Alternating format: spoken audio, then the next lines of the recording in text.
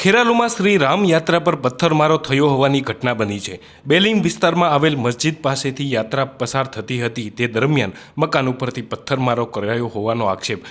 લોકોનું એવું પણ કહેવું છે કે આયોજનબદ્ધ પથ્થરો ભેગા કરી અને કરાયો છે।